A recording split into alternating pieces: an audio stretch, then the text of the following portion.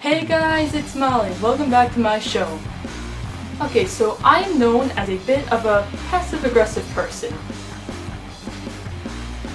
I basically just use sarcasm a lot, and never really express my feelings very well. So, to help other people with the problem, since I'm not going to help myself, hey, do as I say, not as I do. I'm going to share some passive-aggressive examples and tips and even some funny things around the way.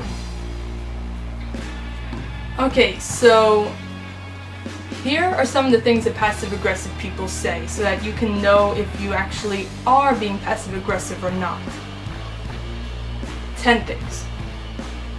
Number 1, I'm not mad. And that is, denying feelings of anger is a classic passive-aggressive behavior. I'm only going to read like a little bit of the explanations because it would take a while if I read all of it. Number 2, fine, whatever. Sulking and withdrawing from arguments are primary strategies of the passive-aggressive person. 3, I'm coming! Passive-aggressive persons are known for verbally complying with a request, but behaviorally delaying its completion. Number 4, I didn't know you meant now. On a related note, passive-aggressive persons are master procrastinators. Me, 100%. Number 5, you just want everything to be perfect. When procrastination is not an option, a more sophisticated passive-aggressive strategy is to carry out tasks in a timely but unacceptable manner. I'm actually going to read the examples. For example, a student hands in sloppy homework. An individual prepares a well-done steak for his or her spouse, knowing the spouse prefers to eat steak rare. An employee drastically overspends the budget on an important project. Number 6, I thought you knew. Sometimes a perfect passive-aggressive crime has to do with omission. Number 7, sure, I'd be happy to. Have you ever been in a customer service situation where a seemingly concerned clerk or super polite phone operator assures you that your problem would be solved? Like, it's basically just saying, sure, I'd be happy to do your request while giving like the most angry smile in the world. To be fair, I do that fairly often. I worked with the public for years, and it's not easy. Number 8, you've done so well for someone with your education level. The backhanded compliment is the ultimate socially acceptable means by which the passive-aggressive person insults you to your core. Number 9, I was only joking. Like backhanded compliments, sarcasm is a common tool of a passive-aggressive person who expresses hostility aloud but in socially acceptable, indirect ways. Not all sarcasm is, like that. Never mind, sarcasm is definitely passive-aggressive. And sarcasm is also my first language. Number 10, why are you getting so upset? The passive-aggressive person is a master at maintaining calm and feigning shock when others, worn down by his or her indirect hostility, blow up in anger. I'm going to link to the website that this is from in the description box in case you want to read more about this. Now then, I'm actually going to tell you 8 signs of being passive-aggressive. Number 1, asking threat-based questions.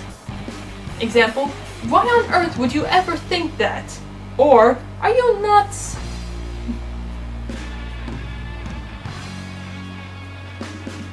Okay, number 2, making wistful statements. For instance, when a friend mentions she'll be attending a party and you say, I wish I could go.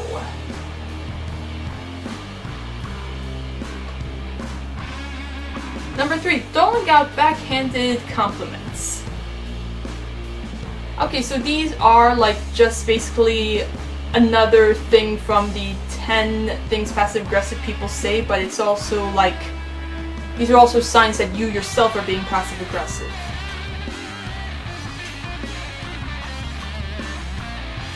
So, like, example, if a friend gets engaged and you've been waiting years for your boyfriend to propose, you might call her new bling cute, or say you thought the diamond would be bigger. Number 4, ignoring or saying nothing. Example of this is ignoring someone's calls, emails, or texts. It's a way of sending the message that you're upset with the person. Okay, number 5, procrastinating. I talked about this already, but an example is taking extra long lunches or a sick day as the deadline approaches for something.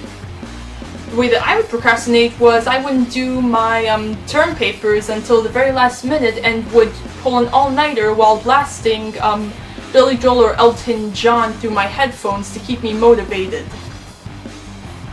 It worked. I still got good grades though. Thanks, professors! Number 6. By the way, I don't condone that. It doesn't work all the time. Number 6. Leaving something out. Okay. It's like if you don't like somebody, you're going to just leave them out. Like, example, when it's your day to go on a coffee run for work and you ask everyone in the office except the coworker that you don't like. Number 7. Sabotaging someone. Example, instead of just excluding someone socially, you purposely leave off her email chains or meeting invites, or even forget to tell her when a deadline has been changed. If someone points it out, you make statements like, "Oh, I had no idea," or "I'm so sorry," or "I wonder how that happened."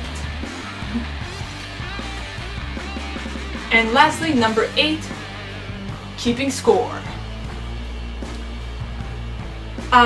Example, you aren't going to their birthday party because they didn't come to your baby shower, or you aren't inviting them to your dinner party because they couldn't attend your last one. Like I said, I will put, like for the other one, I will put the link to this website in the description box in case you want to read more about this. Even Urban Dictionary has a definition for being passive-aggressive. Passive-aggressive, a defense mechanism that allows people who aren't comfortable being openly aggressive get what they want under the guise of still trying to please others. They want their way, but they also want everyone to still like them. And then they have like a conversation between Jane and passive-aggressive Anne. Jane, it's time to go. We really should get going now. Passive-aggressive Anne. Oh, okay, okay, I guess we can leave now. Jane, and do you want to stay? Is that what you're trying to get at? Passive-aggressive Anne. Huh? Oh no, we can leave if you want. I just didn't get to do everything I wanted to do yet, but no, we can go, I guess. Jane, God damn it, Anne. Fine, we'll stay. Are you happy? Passive-aggressive Anne. Oh, okay, yeah, that sounds great too. Anne got her way without having to openly ask for it. Anyway, here's the secret to dealing with passive-aggressive people. It says the behaviors of them, and then says, what's the best way to deal with a passive-aggressive person? Number 1, identify the behavior for what it is. Hostility. I'm not going to read what it says though, I'm just going to read the tips. Number 2, set limits, then follow through. Number 3, talk specifically, not generally. Number 4, practice assertive communication. And then it says, okay, so everyone can be passive-aggressive sometimes. When you find yourself resorting to this behavior, how can you stop? And what it says is, mindfulness, mindfulness, mindfulness. So yeah, I will also post the link to this site, to this article in the description box so that you can read more on it. And now, here are some funny passive-aggressive notes. Harry says this little scene was the culmination of a classic washing up feud at his office in London. Kind of adorable, right? I would so watch a movie about anthropomorphic milk bottles with British accents. What are you doing here? Don't know. Yeah, I'm clean.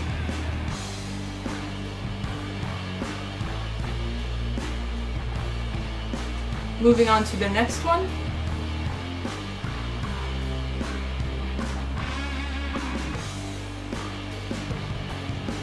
Our submitter spotted this Namanasti gram taped to the thermostat of her hot yoga studio in Boise, Idaho.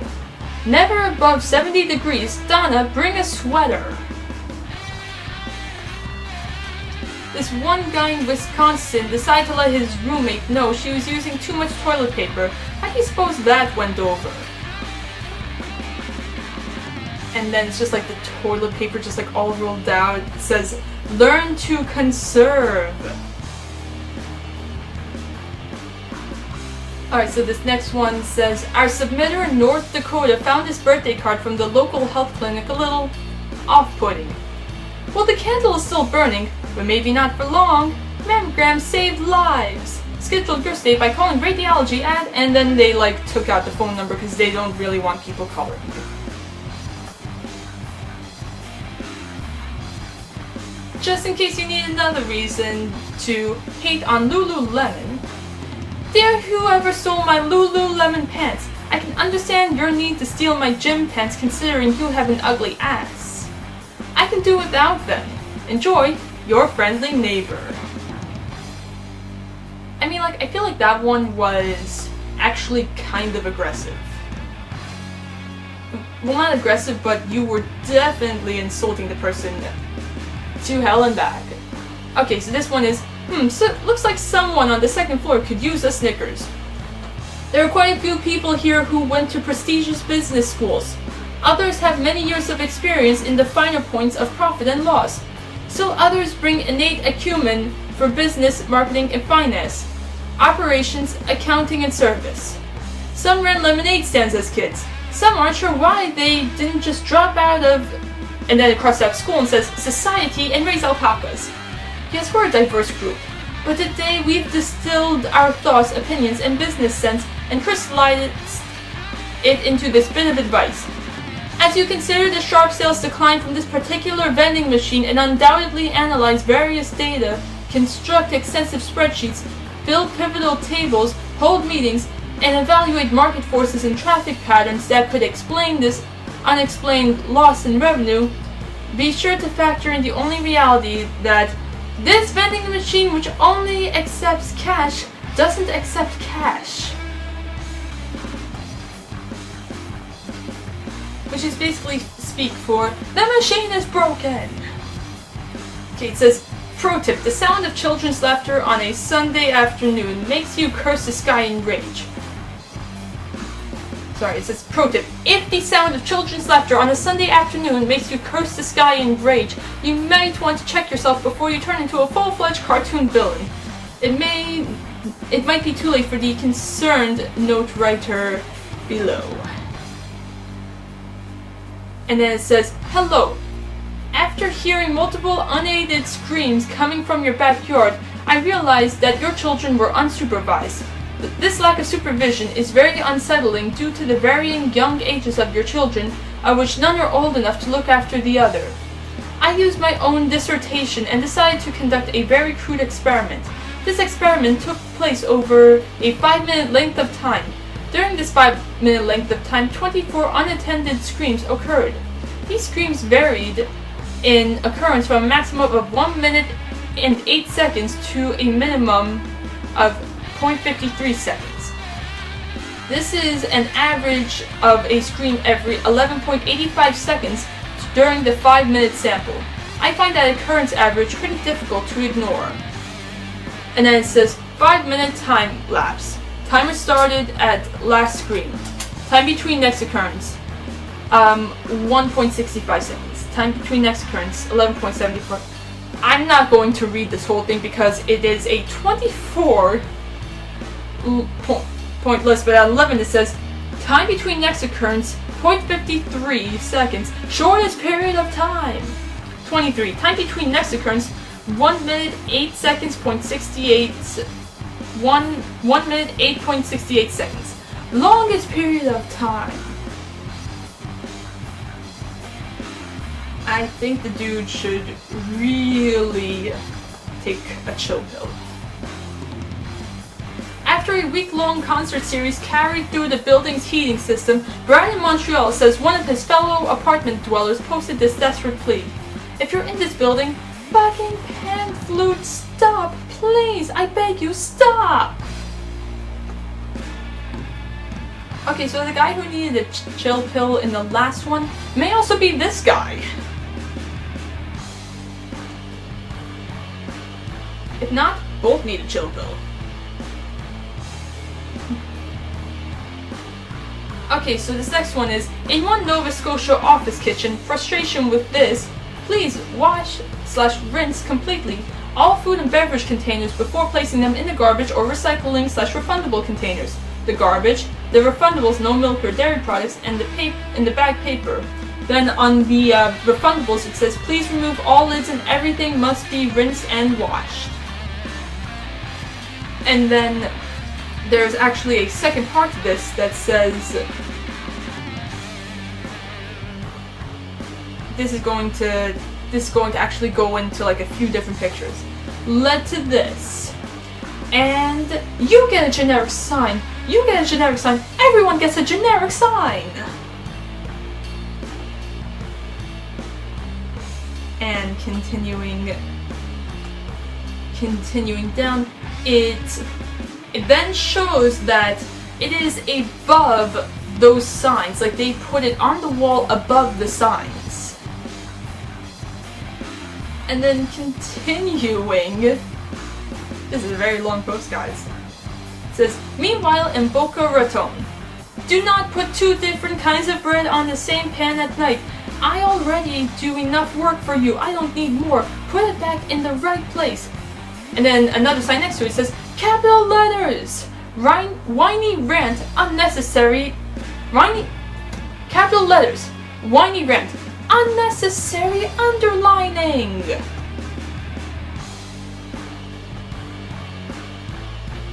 And then we continue down for the last one in this one post. And then of course, there's the MIT approach. Please make bigger signs. It will encourage people to read your signs. Please write your signs in a variety. Then the next one next to it says, please write your signs in a variety of languages so more people can understand them. Por favor, constructo las signas en muchas lenguas por las muchos hombres comprende. And then the next one says, please lay write lay signs in a variety of lay languages so lay more people can lay understand them. And then there is this written note that on the side of it that says not only language. Then on the bottom it says, please use same font, size and spacing when you're making signs. It will encourage people to read your signs. And then the one next to it says, please squeeze the sponge when you're done. And I cannot read the bottom of that for my life. And then the next one says, maybe if I zoom in a little bit I can read. Nope, no zooming. Okay.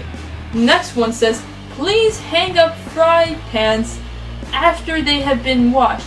Don't leave them in the drying rack to get gross. Thanks. So yeah, that one was actually kind of funny, to be honest. I'm going to make this next one the last one just because that one before it was so long. Okay, it says, writes our anonymous submitter, pity the fools of the Crestwood, Kentucky Crips, they can't even scare old ladies. Dear Crips, I am a nervous old lady with a .38 revolver. Please do not write on my home. T.Y. And then like next to it says Crips Gang. And then it has like a close-up of the sign so that you can really read what it says. Like, bang. Alright guys, so I will also post the website of the passive-aggressive notes in the description box, but that is all for today. I will see you all tomorrow. Comment, like, subscribe. Bye bye!